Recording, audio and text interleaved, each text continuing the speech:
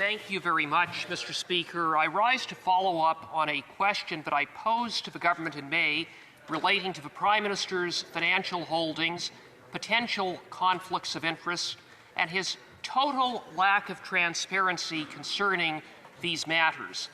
At the time, the Prime Minister was hiding behind an ethics loophole in Canada's ethics laws by hiding his assets from public disclosure. Finally, in July, the Prime Minister's ethics disclosure was quietly released. Canadians deserve to have the assurance that policy decisions made by the Prime Minister in no way further his private interests.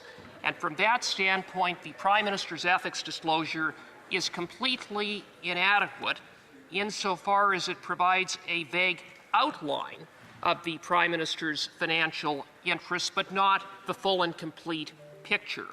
More specifically, the Prime Minister continues to hide the full extent of his financial interests in the trillion-dollar investment firm Brookfield Asset Management, of which he served not only as board chair, but as head of transition investing. The National Post reported that during the time that the Prime Minister served as Brookfield's head of transition investing, he co-led efforts to raise capital for two very large clean energy funds, the Global Transition Fund and the second Global Transition Fund, and he was also involved in raising funds for a third Brookfield investment fund shortly before he ran for the leadership of the Liberal Party to become the Prime Minister of Canada. Now, why does that matter?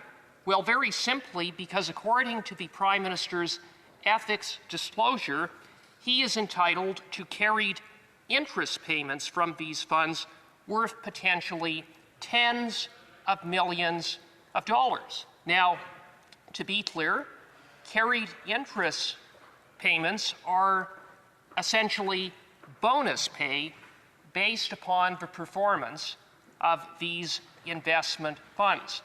What is completely lacking from the Prime Minister's ethics disclosures are which companies the Prime Minister's performance pay is tied to. Now, the Prime Minister will say, there's nothing to see here, everything is on the up and up, because he has set up a blind trust. But I say, what good is a blind trust when the Prime Minister knows the companies that these funds are invested in and therefore knows which public policy decisions may impact upon their profitability, which in turn is tied directly to the value of the Prime Minister's future performance pay? When the Prime Minister talks about a blind trust, it isn't the Prime Minister who is blind, it is Canadians who are blind. It is Canadians who are left in the dark in respect of a multitude of potential conflicts of interest involving the Prime Minister in such public policy areas as transport, finance, and energy and infrastructure. And so, Mr. Speaker, Canadians deserve transparency. The Prime Minister needs to come clean and disclose the full extent of his financial interests in Brookfield Asset Management, including the many companies to which tens of millions of dollars of his future performance pay. The Honourable Parliamentary Secretary to the Government House Leader. Yes, thank you, Mr. Speaker. You know, it's always interesting the way in which the Conservative Party over the last number of years tends to want to deal with whether it's the Prime Minister or Cabinet Ministers. You know, at the end of the day, when we have a wonderful opportunity on the floor of the House of Commons to debate ideas, to debate policies, to take a look in terms of what it is that the government is or is not doing, and so forth, fantastic opportunity to do so. I would ultimately argue it's in the public interest. Now, the member wants to talk about, well, the Prime Minister and his financial interests. We have an ethics commissioner that is ultimately responsible not the Conservative Party, the Ethics Commissioner, in terms of specific requirements that were established by parliamentarians, this same process in which Stephen Harper had to go through, and the current Prime Minister is in compliance with the ethics officer, Mr. Speaker. Now, we have a Conservative Party, as I say, over the years, that pushes all that to the side, because they're more concerned about what I've always suggested in the past of character assassination. What they're trying to do is to take a look at the character of the individual and do whatever it takes in order to try to portray that person in a very negative light, Mr. Speaker. The member even made reference to it in his comments. It's in a blind trust. That was the obligation, Mr. Speaker. Now, isn't it easy? Let's compare and contrast. The leader of the Liberal Party, or the Prime Minister of Canada, has an incredible history.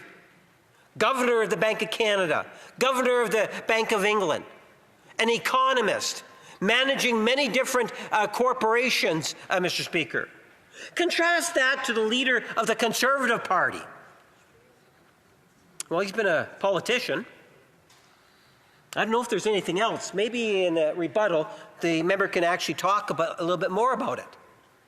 The bottom line is, Mr. Speaker, is that yes, the Prime Minister had a life outside of being a parliamentarian.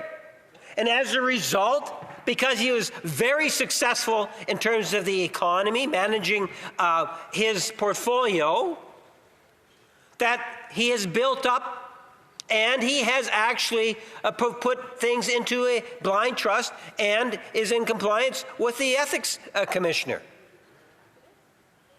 At the end of the day, after doing this, his focus, as it should be, is on serving Canadians.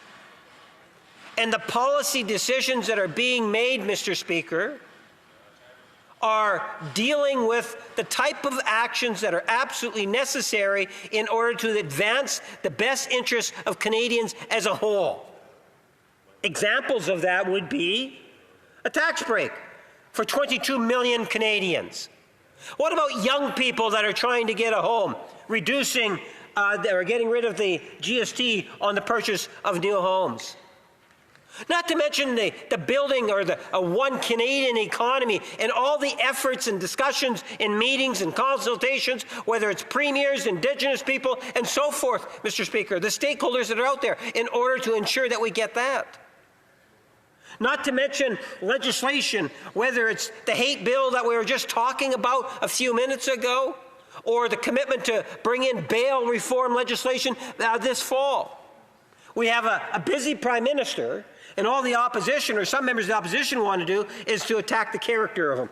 The honourable member for St. Albert, Sturgeon River. Mr. Speaker, what nonsense. The Prime Minister, as in his capacity of head of transition funding at Brookfield, raised capital of $27 billion for 3 funds. He handpicked the companies, and he knows, therefore, what public policy decisions may impact ultimately the value of his future performance pay, which is tied to these funds. Canadians deserve transparency. They deserve disclosure. I'm simply asking for the Prime Minister to be transparent, to come clean, and disclose all of his financial interests. Why won't he? The Honourable Parliamentary Secretary. Yes, Mr. Speaker, and as Prime Ministers before him, he does and has put things into blind trust and is being transparent. I'm just trying to provide some sense of accountability for and transparency in terms of the motivation from the Conservative Party of Canada as to why they continuously attack the personalities as opposed to wanting to deal with substantial public policy. And that's what I find really quite unfortunate. We should actually be encouraging individuals from all the different sectors of society to get engaged in politics and not have to worry about having, character assassination done on him or her if they're actually put into a position where they're making substantive policy decisions. if that's your sole interest, then put in an application to become Canada's next ethics commissioner. Thank you, Mr. Speaker.